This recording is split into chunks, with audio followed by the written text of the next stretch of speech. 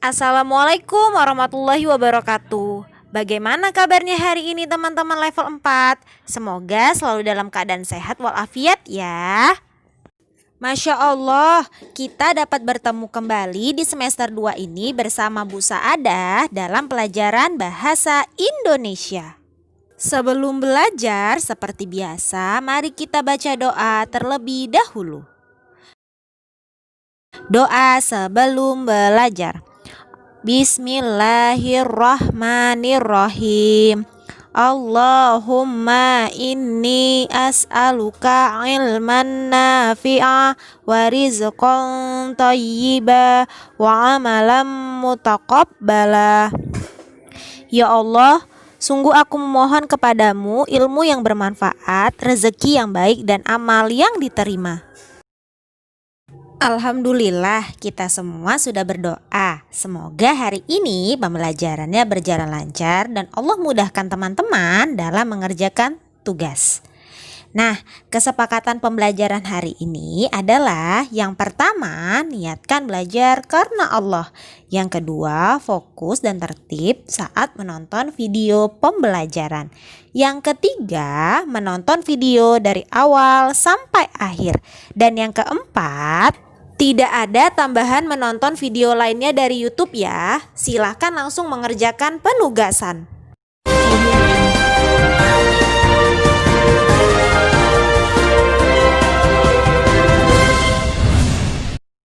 Belakangan ini Indonesia diuji dengan berbagai bencana alam seperti banjir.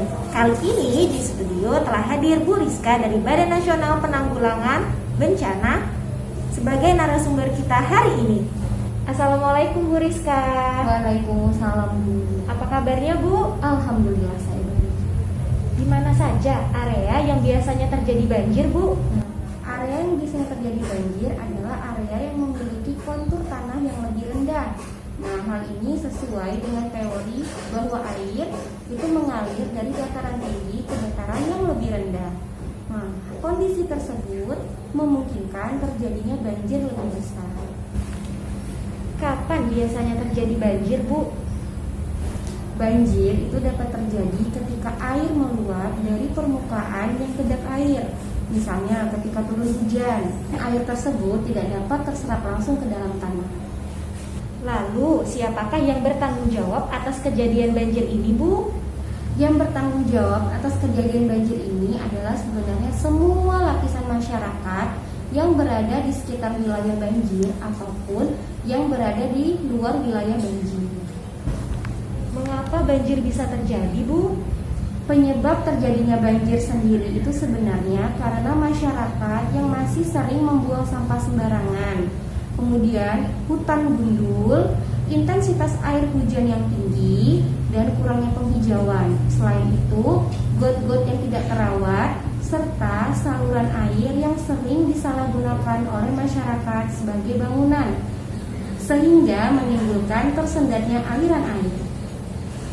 Bagaimana cara kita untuk menanggulangi banjir tersebut? Cara kita agar dapat menanggulangi banjir itu adalah yang pertama, membuang sampah pada tempatnya. Yang kedua, membuat serapan air atau penghijauan sehingga air hujan dapat langsung terserap ke dalam tanah. Dan yang terakhir adalah melakukan pelebaran kali atau sungai agar air hujan dapat mengalir dengan lancar. Baik Bu, terima kasih atas wawancara hari ini. Semoga informasi tersebut dapat membuat kita lebih menjaga lingkungan di sekitar. Ya, sama-sama. Sekian wawancara bersama Bu Rizka hari ini. Semoga bermanfaat dan selamat beraktivitas. Saya tutup. Wassalamualaikum warahmatullahi wabarakatuh.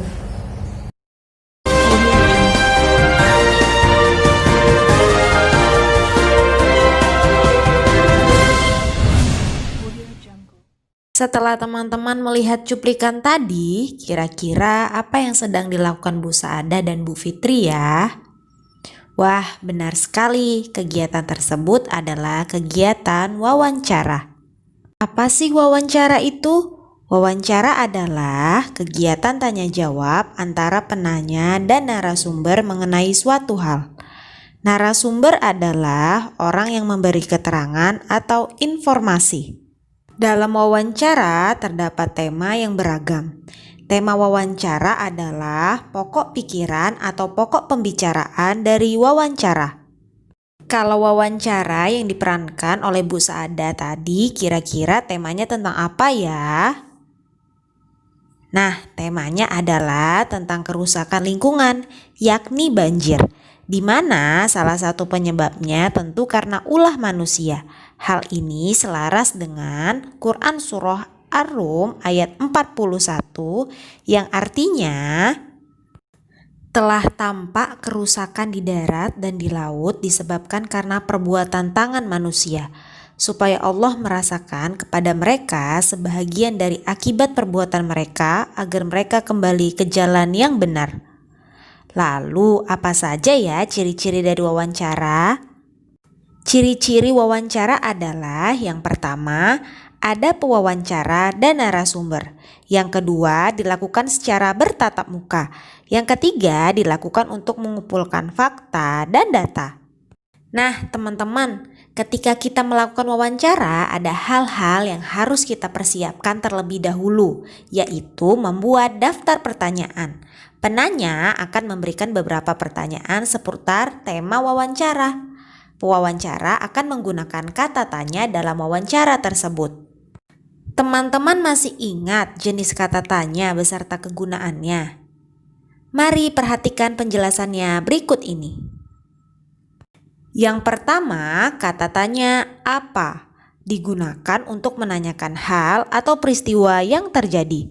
Yang kedua, di mana digunakan untuk menanyakan tempat atau lokasi terjadinya suatu peristiwa. Yang ketiga, kapan digunakan untuk menanyakan waktu terjadinya suatu peristiwa. Yang keempat, siapa digunakan untuk menanyakan orang yang terlibat dalam suatu peristiwa. Yang kelima, mengapa digunakan untuk menanyakan sebab atau alasan terjadi suatu peristiwa.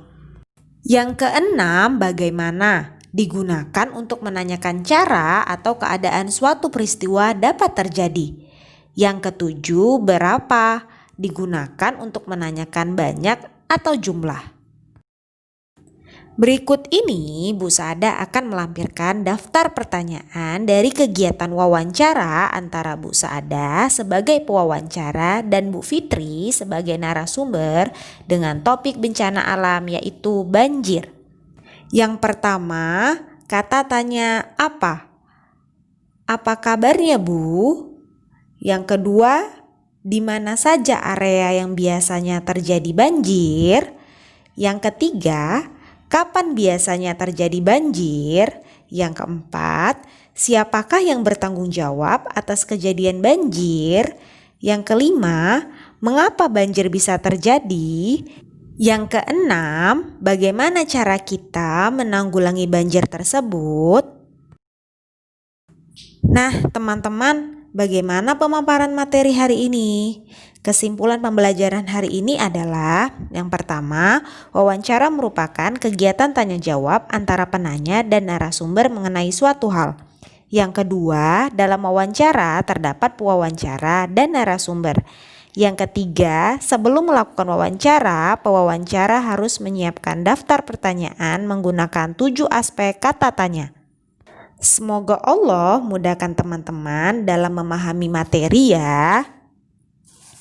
Nah, penugasannya terdapat pada lembar kerja Home Fun Project Januari dan Februari pada aktivitas ke-13.